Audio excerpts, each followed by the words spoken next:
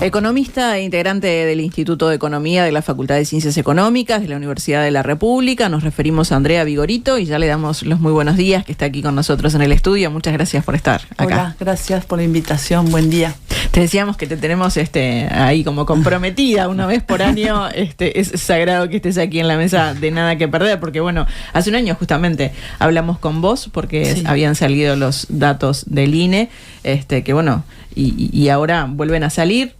Y vemos como que bueno, los datos de pobreza y desigualdad correspondientes a al 2022 y los del año pasado coinciden, ¿no? Son bastante similares. Desde el INE señalaron que la diferencia entre un año y el otro entraba dentro de lo que es el margen de error, margen de error que se tiene allí. ¿Qué es lo que sucede entonces? Si no podemos comparar estos 2 años, si lo comparamos con lo que sucedió en el 2019, que fue el último año de la administración anterior. Sí, bueno, nada. Lamentablemente lo que decimos cada año no varía mucho porque la situación está bastante estancada. Podríamos decir que 2 cosas. Lo primero que creo que es interesante es que por primera vez tenemos 2 años que sí son comparables y vemos entonces que no hay movimientos en la incidencia de la pobreza, pero también hay un aumento de los niveles de desigualdad con respecto a 2019. O sea, con respecto a 2019 hay 2 cosas importantes. La primera es que no volvimos a esos niveles en incidencia de la pobreza, y además, como decíamos, estuvo estancado entre el año 2023 y 2022, pero además se agrega un aumento de la desigualdad. Entonces, las condiciones de partida para la mejora del bienestar de la población son más complejas. Bueno, en esto de comparar justamente, lamentablemente siempre esto entra también en la cuestión, ¿no?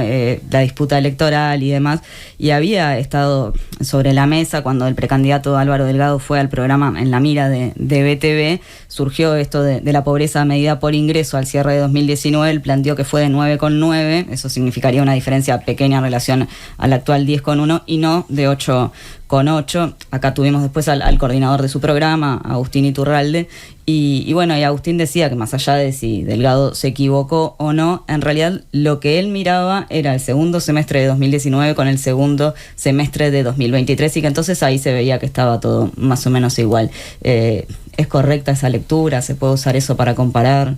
Yo creo que es conveniente trabajar con años, porque los semestres tienen estacionalidades, y la pobreza, así como la desigualdad, son fenómenos que no son para pensar en el corto plazo. Fíjense todo lo que ha generado esta publicación del INE semestral de los datos, que básicamente genera una polémica sobre si subió o bajó, cuando prácticamente la pobreza no se ha movido demasiado después que subió en la crisis.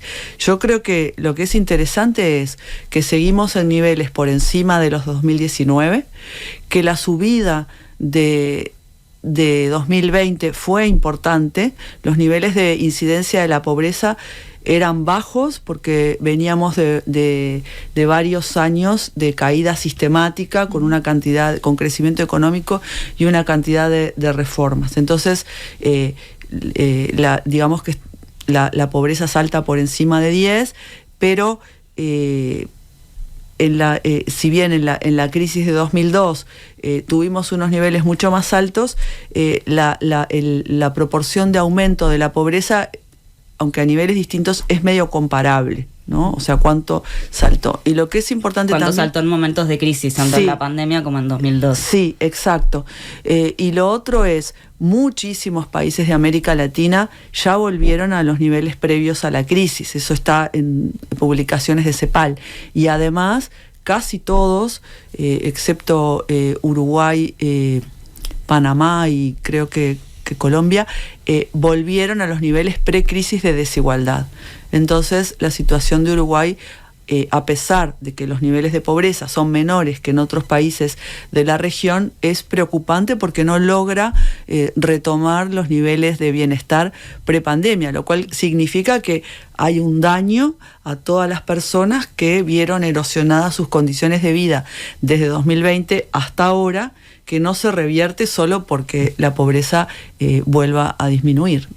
Si vamos al programa del precandidato Álvaro Delgado, allí dice que este gobierno priorizó la protección social y en particular la primera infancia como no se había hecho hasta el momento. ¿Crees que esto fue así? Eso por un lado. Y por otro lado, ¿fue la administración que dispuso y ejecutó el monto mayor para combatir esta problemática? Yo creo que fue claramente insuficiente lo que se hizo. Para empezar, que estábamos en un periodo de crisis, por lo tanto los esfuerzos tendrían que haber sido bastante mayores para mitigar el deterioro.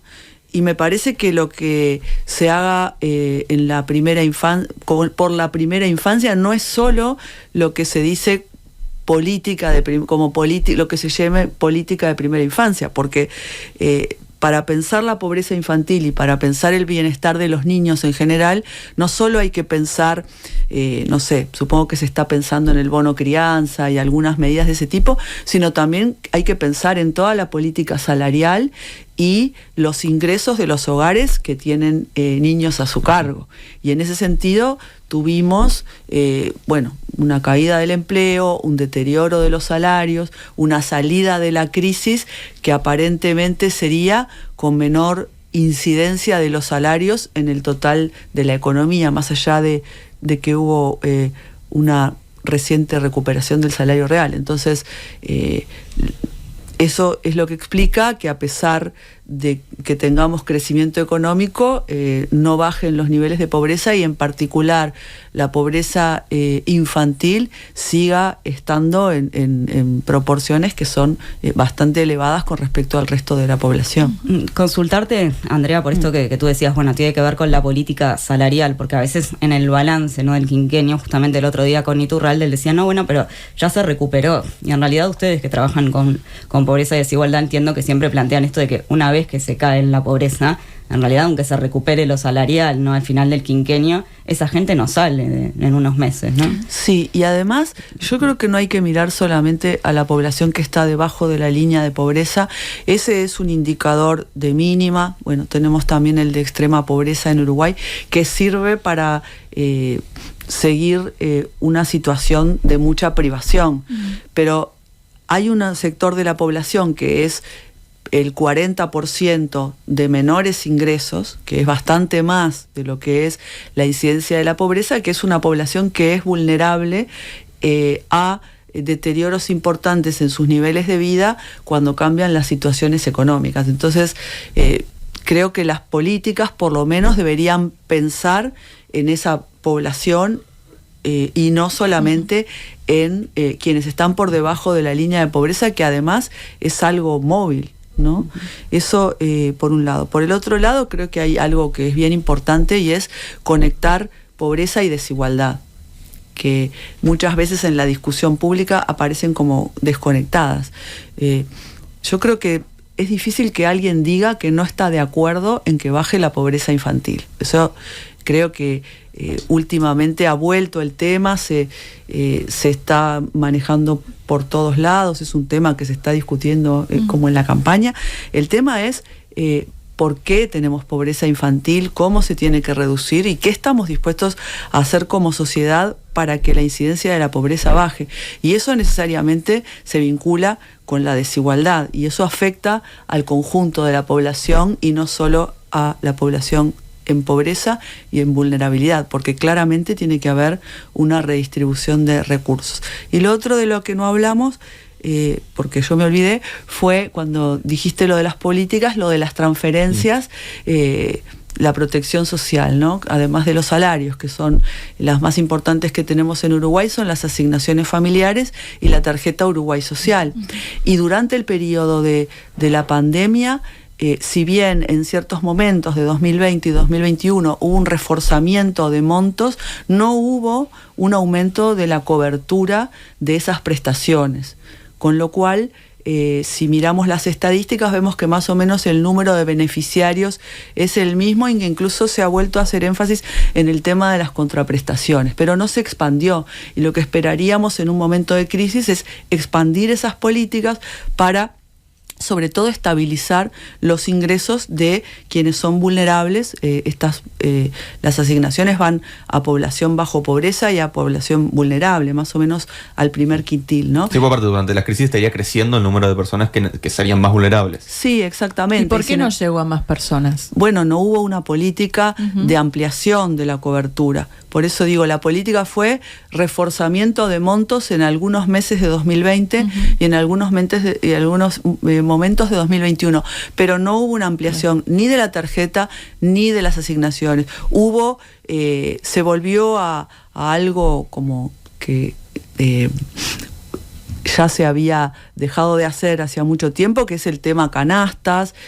No hubo aquello que era por tu app, ¿se acuerdan? La canasta de emergencia, pero no se reforzó los instrumentos existentes y permanentes que tenemos en el sistema de protección social y que permiten rápidamente llegar a un conjunto importante de la población. Estas prestaciones que ya tenían problemas de cobertura, en momentos, se habían expandido, pero había habido caídas importantes por temas vinculados a las contraprestaciones y demás, no se rediseñaron ni se utilizaron como un mecanismo para mitigar la pérdida de ingreso de los hogares. Y se hizo mucho más énfasis en lo de las contraprestaciones, porque me acuerdo de todo aquello que salía de las cifras de si iban a la escuela, cuánta gente se las dio de baja, ¿no? Sí, los chiquilines iban. Y también con los comedores escolares, lo cual estigmatiza a la población, ¿no? Que los hogares tenían que llenar un formulario diciendo que estaban en necesidad y que por lo tanto querían acceder al comedor escolar, lo cual claramente genera estigma, y ese estigma, y eso está probado y analizado para muchos países, desestimula a las personas de acceder a las prestaciones a las que tienen derecho, y además reduce la capacidad redistributiva y la capacidad de mitigación de la pobreza de las propias políticas. O sea, aún para quienes están a cargo de las políticas, si se hacen esas cosas, no se logran los cometidos que teóricamente tienen, porque la gente siente que en estar en el comedor o recibir la tarjeta o lo que sea, la cataloga como una persona que no tiene la capacidad de generar ingreso, lo cual se atribuye a un problema personal y no un problema social, ¿no? Que ese sería el gran tema que está atrás. Ahora, en este periodo, si bien hubo años de muy bajo crecimiento, la economía creció. ¿Cómo fue la relación de este crecimiento con la redistribución? Bueno, eso todavía se tiene que estudiar mejor, pero lo que sí sabemos, tomando los datos de 2023, porque como decía, los datos previos tenían siempre problemas de comparabilidad ahí, básicamente porque la pandemia llevó a que se hicieran entrevistas telefónicas en el INE, por la encuesta de hogares, etcétera, hubo varios cambios. Lo que vemos es que la desigualdad aumentó, por lo menos medida con el índice de Gini. Entonces, eso es una señal importante de alarma. Aumentó y no se revirtió, que como decía, en casi todos los países de América Latina eso ya volvió a los niveles precrisis. Entonces quiere decir que salimos de la crisis más desiguales y que por lo tanto las condiciones para recuperar el bienestar son más adversas, aun cuando haya crecimiento económico. Andrea, vos recién hablabas de estigma, ¿no? El año pasado se publicó la investigación El estigma de la pobreza y su relación con las trayectorias económicas individuales que realizaste junto a Rodrigo Nicolau. ¿A qué se refieren con trayectorias individuales? ¿Y entendés que se ha promovido por parte de la dirigencia política el discurso de la meritocracia? Sí, yo ahí hay dos trabajos, uno es ese y otro es la tesis de maestría de Rodrigo Nicolau, donde él mira específicamente el efecto de las transferencias sobre el estigma, que son dos trabajos que están conectados en un proyecto más grande que se hizo con gente de filosofía y demás para pensar los temas del estigma a la pobreza, ¿no? Lo digo como para darle contexto. Ahí cuando se habla de las trayectorias económicas, se refiere a la trayectoria de ingreso y pobreza de las personas y a su recepción justamente de transferencias. Entonces, quería acá decir dos cosas nomás, que es que sí se ha promovido un discurso una idea de que las personas son responsables por sus ingresos, ¿no? Y entonces no llegar a esos ingresos es una falla personal, pero esto no sucede solo desde ahora. Hay un trabajo que me parece bastante interesante, muy ilustrativo, de Cecilia Rosell, Florencia Antía, Pilar Mansi, bueno, tienen varios en realidad, donde miran el cambio en el énfasis en el control de contraprestaciones que hubo en el gobierno del Frente Amplio en 2013, cuando hay críticas desde la oposición y entonces desde el gobierno, particularmente desde el Banco de Previsión Social, se comienza con un control fuerte de contraprestaciones y no sé si se acuerdan, pero mucha gente fue dada de baja, cédulas fueron publicadas de gente que no mandaba a los hijos a la escuela, o sea, se decía eso, etcétera. Entonces, eso horada la política. Y eso es una manera de presentar las dificultades que puede tener la gente ante la sociedad y responsabilizarla. Y eso también estigmatiza. Y eso parecería que generó algún cambio de mirada sobre cómo la sociedad ve a quienes están en situación de pobreza y cómo se ven estas prestaciones.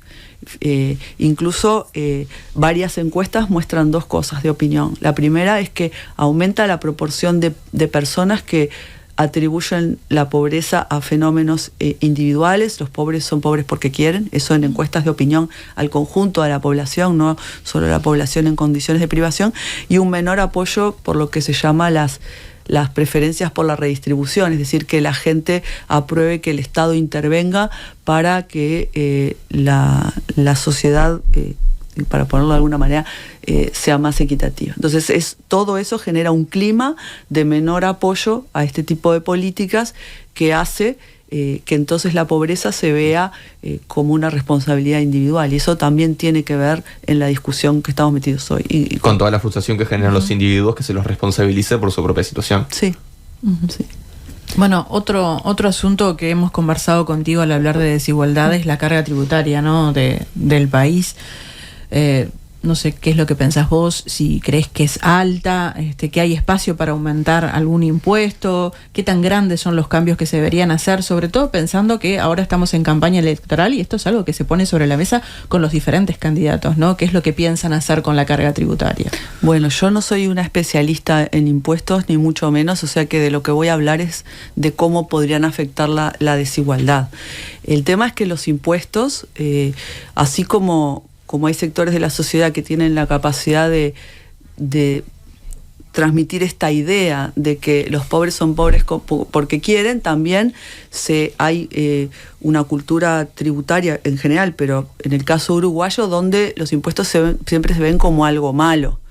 Y tanto es así que, por ejemplo, el impuesto sobre los que yo podría hablar, que son el impuesto a la renta de las personas físicas y el IAS y la imposición a la riqueza, están vistos como malos, no solo por quienes los pagan, sino por el resto de la sociedad. Y eso lo vemos en encuestas en sectores que claramente no pagan el IRPF porque están de estos sectores en mayores condiciones de pobreza, que también tienen una mala impresión sobre este tipo de impuestos, que básicamente lo que buscan hacer son una de las herramientas importantes, no la única, pero una herramienta importante para lograr mayores niveles de equidad en la distribución. Entonces, se podría pensar, y esto ya es algo que se discutía previo a la crisis y a este último cambio de gobierno, en tener una estructura tributaria más progresiva, con un impuesto a la renta de las personas físicas más progresivo, de repente discutir la posibilidad de levantar la dualidad del impuesto. Hoy, por un lado, van las rentas del capital, que son se graban a tasas fijas, y a su vez dentro de las distintas rentas son diferentes tipos, y por otro lado la tributación al salario, que sí es progresiva. Entonces se tendría que pensar, y ahí tendría que intervenir la gente que sabe más de impuestos, en tener menor peso del IVA, que es un impuesto regresivo o por lo menos no progresivo, y un mayor peso de estos impuestos que dependen de la capacidad contributiva de las personas, más lo que tenga que ver con la riqueza y el patrimonio. Eso que actúa sobre todo sobre sectores medios y altos, junto con el reforzamiento de las prestaciones sociales, podría generar mejores condiciones distributivas en la sociedad uruguaya. Sí, solo recordar que justamente en este gobierno tuvimos un cambio en el IAS y en el IRPF, ¿no? Hubo un porcentaje de la población que dejó de pagarlo. Sí, ese cambio, que fue bastante pequeño, igual no estuvo motivado por razones de equidad. De hecho, en la discusión pública no estuvo prácticamente presente ese tema ni en las argumentaciones. Y segundo, creo que el Estado renunciaba, a pesar de que sea poco dinero, etc., renuncia a unos recursos que podría haber destinado justamente a este problema que teóricamente preocupa tanto, que es el de la pobreza infantil y el de la pobreza. También ahí hay una elección de favorecer sectores, digamos, medios y medio altos frente a fortalecer a los sectores con mayores condiciones de privación. ¿Qué pasa? Recién mencionabas, ¿no?, los impuestos a la riqueza y demás, y en el programa del Frente Amplio, por ejemplo, aparece esto, ¿no?, de revisar los impuestos al patrimonio, a las transferencias patrimoniales de muy alto porte y los depósitos en el exterior. ¿Eso crees que podría contribuir en este sentido de disminuir la desigualdad? Sí, hay algo que es que está... Se deroga en Uruguay en el 74 junto con el impuesto a la renta, que es el impuesto a las herencias.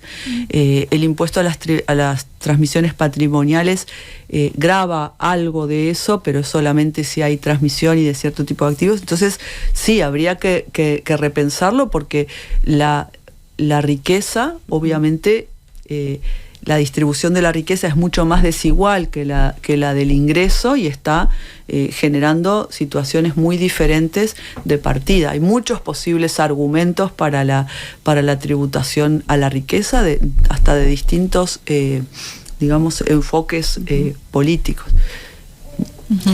Otro de los temas que ha estado sobre la mesa, que se ha propuesto en el marco de esta campaña electoral, es el IVA, ¿no? En este sentido, en busca de reducir la desigualdad, se ha hablado, por ejemplo, de reducir el IVA para los bienes de primera necesidad, o incluso ir hacia un IVA personalizado. ¿Crees que es una posible solución?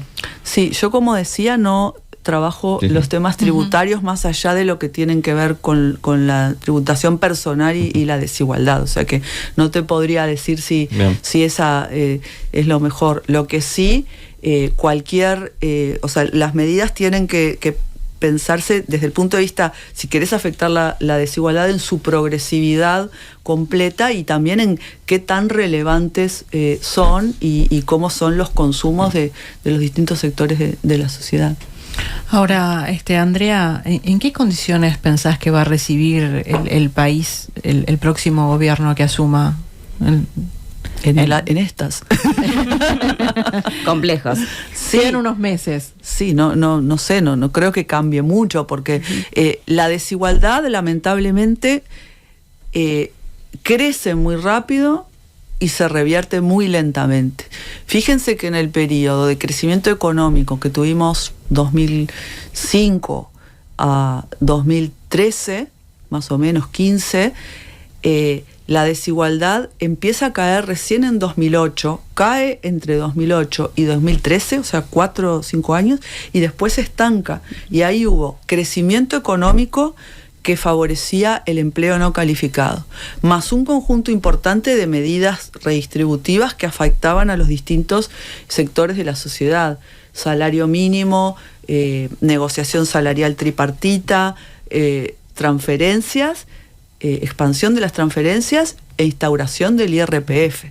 Todo reformas que ya están hechas, o sea que hoy, para revertir, eso ya está operando, tiene que ser arriba de eso, en condiciones de menor crecimiento económico. Entonces, eso necesariamente genera como una mayor pugna distributiva, y entonces hay mayor conflicto por los recursos. Entonces, no hay una sola medida, por lo menos eso es algo que se puede aprender del periodo de crecimiento y de reformas. No es con una sola medida que esto se revierte. En ese sentido, yo soy escéptica como esta idea de los buques insignia o algo así, ¿no? O sea, se tienen que aplicar muchas medidas en distintos sectores de la sociedad, y ahora tiene que ser sobre lo que ya tenemos. Ya tenemos IRPF, ya tenemos transferencia, entonces se tienen que reforzar esas cosas y se tienen que pensar otras políticas nuevas, y los efectos, por lo menos sobre la desigualdad, no son en corto plazo. En pobreza absoluta,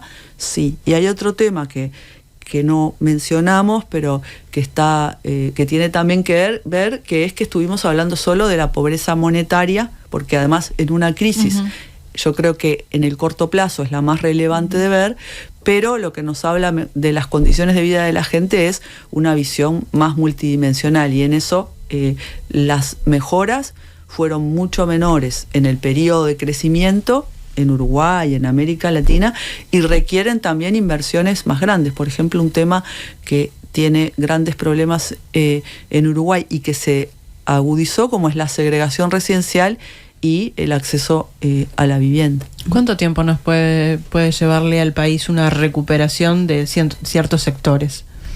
No lo sé, no lo sé. O sea, una caída de la pobreza con un reforzamiento de las prestaciones y aumento de los salarios mínimos y salarios, capaz que podría tener algún efecto, sí, de corto plazo. Pero el tema es que eso requiere ciertas condiciones económicas, y tampoco es una reversión de este fenómeno esto de la pobreza infantil que está tan a la vista. No se revierte solo con llevar a los hogares a la línea de pobreza, porque primero no es claro que eso sea tan fácil de hacer. Segundo, porque hay como inestabilidades y hay, como decía, por esta misma idea de la vulnerabilidad, ¿no? De que los ingresos de los hogares fluctúan, depende de qué va a pasar con el crecimiento, qué sectores crecen, qué pasa con el empleo. ¿Y qué pasa, con esto que decías de las cuestiones que van a estar en pugna, ¿no? Decías, bueno, va a ser un periodo probablemente de bajo crecimiento, el que viene. ¿Cuáles son las cuestiones que entran ahí en disputa? Porque siempre está esto, por ejemplo, del déficit fiscal, ¿no? ¿Qué atención se le presta a esto? Bueno, en pugna porque claramente si vos tenés un crecimiento menor, o aún, eso igual está en pugna cuando hay mucho crecimiento, ¿no? Pero la idea de a dónde van los recursos de la sociedad, que no es un tema técnico, sino es un tema básicamente político, cuando hay menos colchón, digamos, con el crecimiento, los aumentos salariales, etcétera, generan una redistribución de recursos que no toda la sociedad está dispuesta. Lo mismo con esta idea de los impuestos, ¿no? O sea, por eso hay que pensar qué sociedad queremos, qué niveles de desigualdad queremos y qué estamos dispuestos a hacer para que eso ocurra. Y ahí... Y cuando decís, Andrea, esto de, bueno, ya partimos de cierta base, bueno, ya hay transferencias, más allá de si se expandieron o no, ya hay ciertos impuestos, pero habría que pensar en nuevas cosas. ¿En qué pensás? Bueno, por un lado, en toda la progresividad, dotar una progresividad mayor a la carga tributaria actual, fortaleciendo la imposición personal, tanto a la riqueza como a la renta, y reduciendo capaz el IVA y otras cosas. Segundo, potenciar las prestaciones sociales. Primero porque su cobertura no es plena en los sectores más bajos, y esto también tiene que ver con esta discusión sobre las contraprestaciones y demás. Segundo, discutir hasta dónde tienen que ir esas políticas. Bueno, hay varias ideas, ¿no? Si tienen que ser universales, si no, si se tienen que unir con las deducciones del IRPF, y entonces generar como unas políticas hacia, no sé, por lo menos los menores de 18 más progresivas, etcétera. Eso por el lado de lo que ya tenemos. Pero también la redistribución o el acceso a la riqueza, una manera de acceso a la riqueza que a veces no se piensa como tal, es el acceso a la vivienda, ¿no? Eso tiene impactos importantes. La riqueza es la forma de vivir, la vivienda es la forma de riqueza más extendida en la población. Eso afecta también la segregación residencial. Otras políticas que también tendrían que ver con, bueno, lo salarial. ¿no? La política salarial, cuántos aumentos va a haber, cómo se distribuyen, el salario mínimo, todas esas cosas sobre las que hay pugna, afectan qué va a pasar con la desigualdad y con la pobreza infantil. Por eso digo que todo el mundo dice que está de acuerdo con que baje la pobreza infantil, pero hay que ver cuánto se está dispuesto a hacer en todas estas otras cosas para que efectivamente las condiciones estructurales cambien. Andrea Vigorito, muchísimas gracias por estar esta mañana con nosotros. Bueno, no, gracias a ustedes. Gracias.